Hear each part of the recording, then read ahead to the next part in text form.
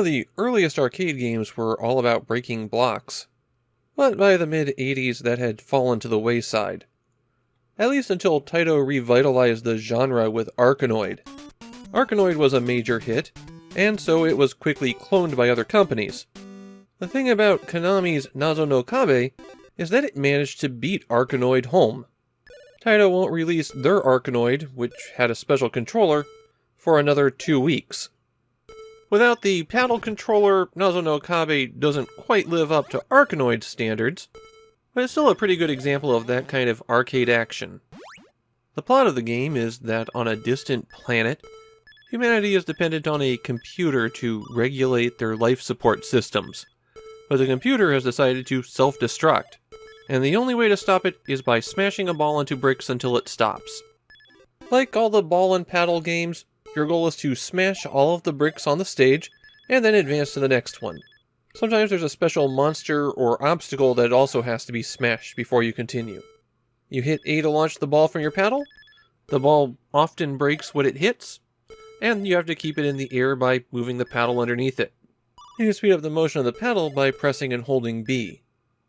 Power-ups can be dropped by enemies, and these fall to the bottom of the screen so that you'll have to collect them with your paddle. Many of them have effects that have to be activated with the A button. There's a cross shot that lets you take shots with the ball, a little explosion of bullets around it. This one has limited shots. Another one with limited shots are the missiles. You fire these from your paddle, and pressing A once launches, and pressing A again detonates.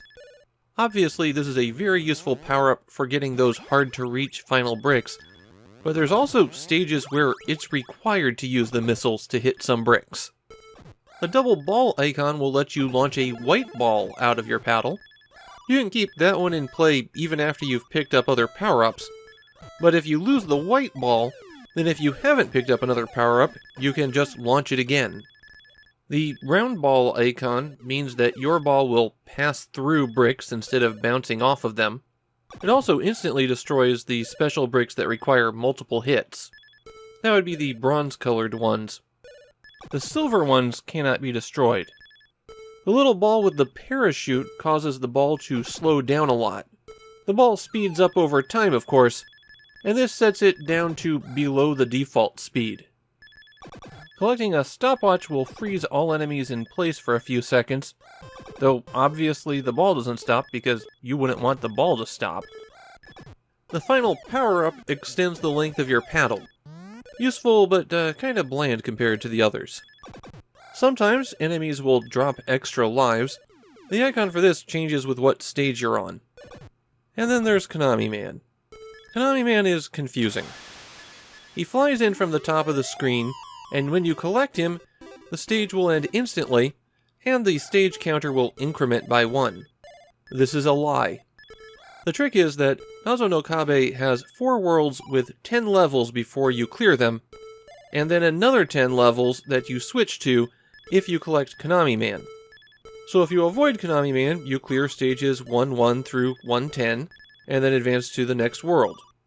But if you're on stage 1-1 and you collect Konami Man, then while it says you go to 1-2, you've gone to a very different 1-2 than the 1-2 you'd reach by clearing the level. And you have to play out to stage 111 before you go to the next world. The Konami Man stages are extra difficult as well, so you may not want to collect him. Something useful to be aware of is that when you save your progress in this game after you get a game over, you can choose to play any stage that you've cleared. So it is possible to go back and play through those stages that you skipped over. There isn't a secret, better ending that you get for doing all of the stages, though you might need to peek into them in order to beat the game. When you beat the World 4 boss, regardless of which difficulty track you're on, you're prompted to enter a password. And if you don't know the password, then you have to play the game over again. Bits of the password can be found on the sides of stages. Colliding with the wall in just the right spot will break terrain around it, and that will reveal a letter. If you can figure out the 13-letter English phrase, then you get to see the end of the game. The stage design in Nazo no Kabe is the game's biggest weakness. It doesn't start out too bad, but by the time you hit World 2, Every stage has some bricks that are shielded just right, then it takes a series of perfect shots to clear them out.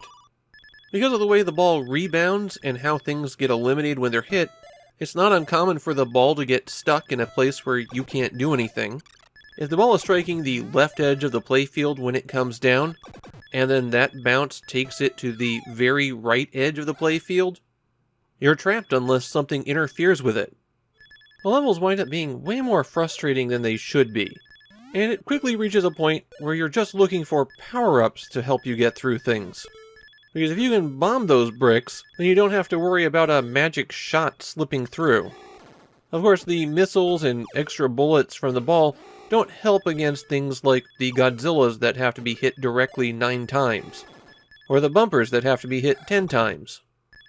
They also like to set blockers really close to your paddle. That's something that reduces the dynamic nature of play, because a shot that goes up 4 spaces and comes right back down again really isn't interesting. None of this makes Nazo no Kabe a bad game, it's just that there are really obvious flaws after you play for a little bit. Nazo no Kabe seems to be pretty well regarded in Japan, though it does seem to be more of a cult classic than one that people are demanding the return of.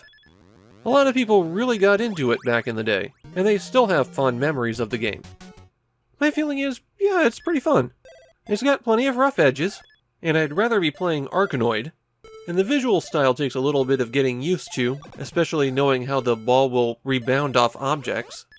But the fact that you can pick it up and put it down easily, that it saves your progress down to the stage, it makes it a lot easier to forgive those problems. It might be giving you a rough time now, but you could always just turn it off and come back later. And when you finally beat that stage, it's done and over with. So Nazo no Kabe may not be a top tier game, but it is an interesting one.